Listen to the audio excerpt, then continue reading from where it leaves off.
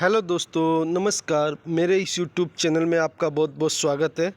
तो आज हम बात करेंगे इजी माई ट्रिप या मेक माई ट्रिप भी बोलते हैं इसे, या इजी ट्रिप पैनल भी बोलते हैं इसे। ठीक है, तो इजी माई ट्रिप के बारे में हम बात कर रहे हैं। तो ये जो कंपनी है आप देख सकते हैं, easyMyTrip.com। ठीक है, तो ये किस पे लिस्टेड है? तो NSE BSE दोनों पे लिस्टेड है। ठीक है, तो इंडस्ट्री क्या है? तो ऑनलाइन ट्रैवलिंग। ठीक है, उसका बिजनेस करते हैं। फाउंडेड कब हुई थी ये कंपनी? तो 2008 में फाउंडेड हुई थी। फाउंडर्स कौन थे इनके? तो निशांत पिट्टी और रिकांत पिट्टी। ठीक है, इन्होंने इसको फाउंडेड किया था। हेडक्वार्टर जो इनका है न्यू दिल्ली इंडिया में है, और एरिया सर्विस जो है ये वर्ल्ड वाइज है, मतलब पूरे वर्ल्ड में इनका बिजनेस है। ठीक है, और इनका जो प्रोडक्ट है, मतलब क्या क्या बिजनेस करते हैं ये, तो बुकिंग फ़्लाइट, होटल, हॉलीडे, ठीक है, ट्रेन एंड कार्स, इस चीज़ का ये बिज़नेस करते हैं। इस चीज़ की बुकिंग वगैरह करते हैं ऑनलाइन। ठीक है, और ये जो है इनकी वेबसाइट है। ठीक है, easyMyTrip.com। ठीक है, तो ये थी कंपनी की बेसिक जानकारी। अब हम चलते हैं इसके चार्ट के ऊपर।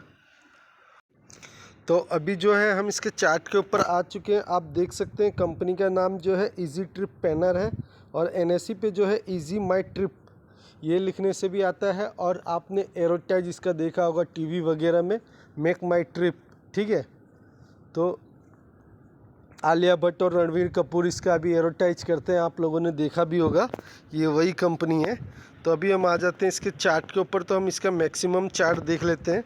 तो आप देख सकते हैं ये चार्ट में यहाँ पे गिरावट दिखाई दे रही है। तो ये गिरावट ऐसे नहीं हुई थी, इस कंपनी में बोनस और स्प्लिट दोनों मिला था, उसकी वजह से गिरावट हुई है। और उसके बाद चार्ट जो है अभी तक एडजस्ट नहीं हुआ है, इसलिए ये चार्ट ऐसा दिख रहा है। बाकी कंपनी ने जो रिटर्न दिया था वो आप देख सकते हैं। कंपनी ने जो यहाँ तक रिटर्न दिया था 286% का रिटर्न दिया था। ठीक है, और वहाँ से कंपनी गिर चुकी है, इसलिए अभी कंपनी वो चीज़ दिखा नहीं रही है। ठीक है, तो आप देख सकते हैं यहाँ पे भी जो कंपनी का प्राइस दिखा रहा है 476 रुपया, 52 वीक हाई दिखा रहा है। वो सही बात है, लेकिन अभी चार्ट जब एडजस्ट हो जाएगा उस हिसाब से तो ये प्राइस नहीं रहेगा। और 52 वीक लो जो आप देख रहे हैं 39 रुपया दिखाई दे रहा है। ठीक है, तो वो हुआ था लो, और कंपनी का अभी जो करंट प्राइस चल रहा है 44 रुपया चल रहा है। ठीक है, तो ये कंपनी कैसा रिटर्न देती तो वो भी आप सही नहीं बताएगा मेरे ख्याल से।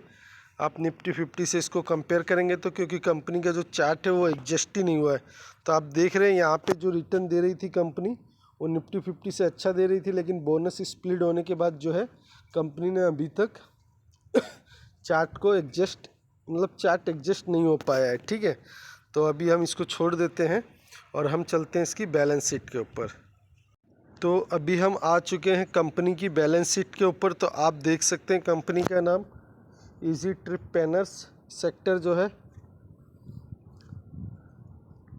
ट्रैवल सर्विस है। ठीक है, सेक्टर इसका जो है। और अभी हम इसका देख लेते हैं रिजर्व एंड सरप्लस। तो आप इनके रिजर्व एंड सरप्लस देख सकते हैं। पहले 36 करोड़ 71 लाख था, फिर बढ़ गया 46 करोड़ 20 लाख हुआ, फिर बढ़ गया 80 करोड़ 99 लाख हुआ था, और यहाँ पे आप देख सकते हैं 143 करोड़ 65 लाख हुआ, और यहाँ पे फिर बढ़ गया 196 करोड़ 31 लाख हुआ। तो आप देख सकते हैं इनके जो रिजर्व एंड सरप्लस है कंटिन्यू बढ़ते जा रहे हैं, तो अच्छी बात है। उसके बाद आप देख सकते हैं लॉन्ग टर्म बोरोविंग, जो लंबा कर्जा होता है 5-10 साल का, वो बिल्कुल नहीं है, जीरो कर्जा है। ठीक है, और कंपनी के ऊपर शॉर्ट टर्म का जो कर्जा जो 1 साल का रहता है, तो वो आप देख सकते हैं लगभग 40 करोड़ का कंपनी के ऊपर शॉर्ट टर्म का कर्जा है। तो कर्जा लेना कोई भी पाप नहीं है, बस आप कर्जा जो ले रहे हैं उससे आप सही बिजनेस कीजिए और अपने EMI को सही समय पे भरते रहिए। ठीक है, जो भी उसकी भरने का ये है उसको सही समय पे भरते रहिए, तो कंपनी कभी भी लॉस में नहीं जाती है, कंपनी को कोई बुरा असर भी नहीं होता है। तो कंपनी की जो बैलेंस शीट है अच्छी खासी है। अभी हम इनका फाइनल देख लेते हैं, प्रॉफिट और लॉस कैसा करती है कंपनी। ठीक है, तो अभी हम कंपनी का प्रॉफिट एंड लॉस देखने के लिए आए हुए हैं। तो आप देख सकते हैं कंपनी का जो मार्केट कैप है 7,801 करोड़ का है। तो ये छोटी कंपनी है, ठीक है, कोई बहुत बड़ी कंपनी नहीं है। ठीक है, कंपनी के ऊपर 40 करोड़ का कर्जा शॉर्ट टर्म में, लॉन्ग टर्म में तो कंपनी के ऊपर कोई कर्जा नहीं है। इसलिए आप यहाँ पे भी देख सकते हैं कंपनी इस ऑलमोस्ट डेट फ्री, तो कंपनी के ऊपर किसी भी प्रकार का कोई भी कर्जा नहीं है। ठीक है, और कंपनी जो है अपने सेक्टर में आप देख सकते हैं, अपने सेक्टर में 1 नंबर पे, ठीक है, 1 नंबर पे है, मतलब मार्केट लीडर है। तो कंपनी हमें ऐसे ही चाहिए जो मार्केट लीडर भी हो, डेट फ्री भी हो। ठीक है, तो अपने सेक्टर में ये मार्केट लीडर है, 1 नंबर पे है, तो ये एक अच्छी बात है। उसके बाद आप क्वार्टरली रिजल्ट देख रहे हैं 2020 मार्च 2020 से। तो आप यहाँ पे देख सकते हैं कंपनी पहले कितना कमाती थी, तो 5 करोड़, फिर 3, फिर 6, 22, बढ़ा 31, फिर 16, 27, फिर बढ़ गया 40, फिर 24, 34, 31 करोड़ और 45 करोड़। ठीक है, तो आप देख सकते हैं जो कंपनी 5 करोड़ कमा रही थी वो आज 45 करोड़ कमा रही, तो इनके प्रॉफिट में ही इतना ग्रोथ है, तो अच्छा खासा ग्रोथ है कंपनी का। ठीक है, और कंपनी के ईपीएस आप देख सकते हैं तो मात्र 26 पैसा ईपीएस है। तो इस कंपनी में आप डिविडेंड मिलने की अपेक्षा मत रखिएगा, क्योंकि ईपीएस ही इतना कम है। ठीक है, 26 पैसा अर्निंग पर शेयर 26 पैसा ही कमा रहे, तो आपको ये क्या डिविडेंड देंगे। ठीक है, तो वो ठीक है, लेकिन कंपनी का जो प्रॉफिट है वो कंटिन्यू बढ़ा है, वो एक अच्छी बात है।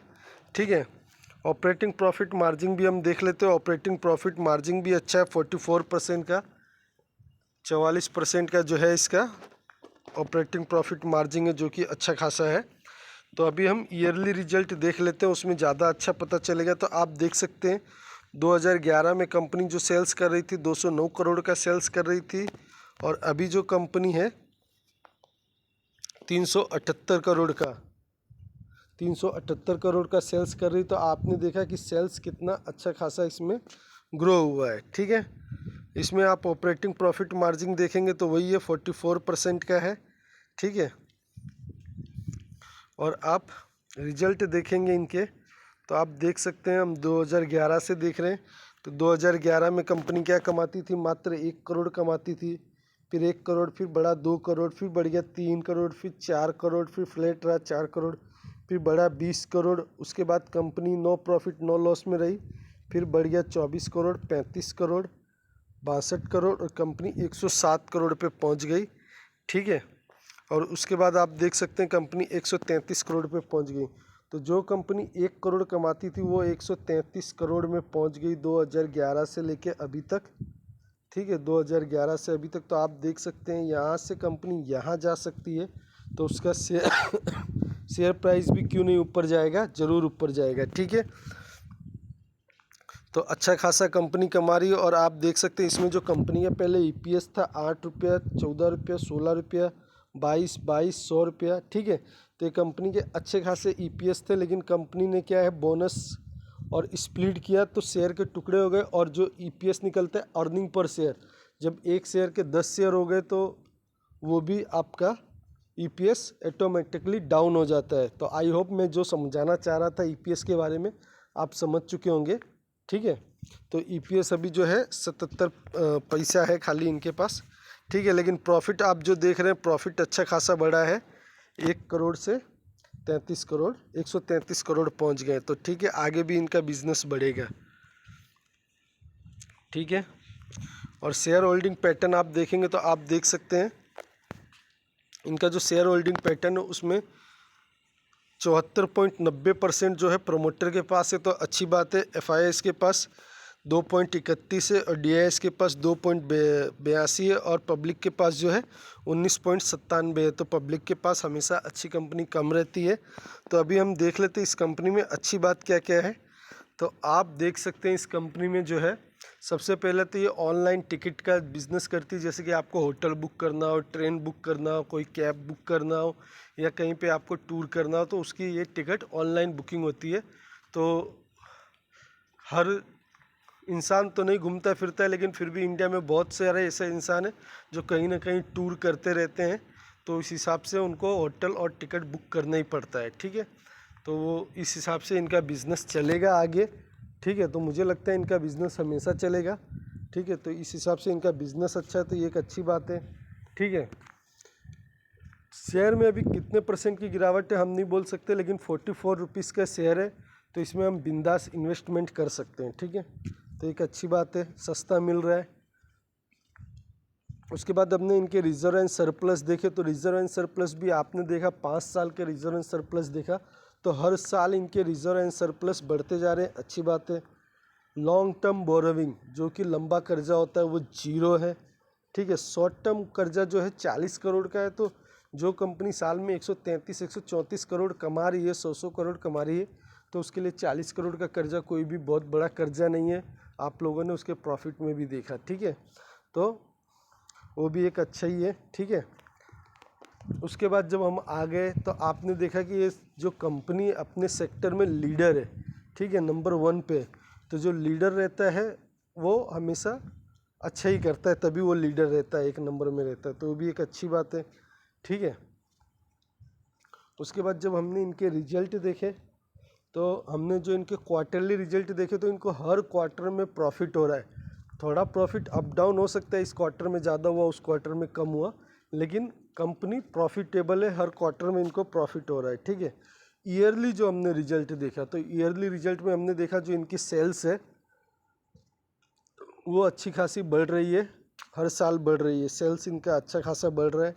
ठीक है, उसके बाद हमने जो देखा था इनका जो प्रॉफिट है, आपने देखा था 1 करोड़ से लेके 2011 में 1 करोड़ कमाते थे, और 2023 में जो है 133 करोड़ तक पहुंच गए, तो इनका जो हर साल इनका जो है प्रॉफिट अच्छा खासा बढ़ते जा रहा है। ठीक है, ऑपरेटिंग प्रॉफिट मार्जिन आपने देखा है 44% है, 50% है।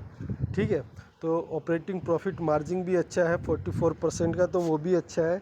ठीक है, शेयर होल्डिंग पैटर्न भी आपने देखा कि प्रोमोटर के पास ज़्यादा से ज़्यादा शेयर है, 74 पॉइंट कुछ % है प्रोमोटर के पास है। ठीक है, FIS के पास भी है, DIS के पास भी है। ठीक है, और पब्लिक के पास 19% है, तो शेयर होल्डिंग पैटर्न भी अच्छा है। ठीक है, अब इसमें क्या है, जिन व्यक्ति को इस कंपनी को डिविडेंड के लिए ख़रीदना है उनके लिए ये कंपनी अच्छी नहीं, क्योंकि इनका EPS जो है सिर्फ क्वार्टरली रिजल्ट में हमने देखा सिर्फ 26 पैसा EPS है इनका, और ईयरली रिजल्ट में भी हमने वही देखा, तो ईयरली रिजल्ट में भी वही 4 क्वार्टर का रिजल्ट मिला करके उसको बनाया जाता है, तो उसमें जो है 77 पैसा है जो इनका EPS है।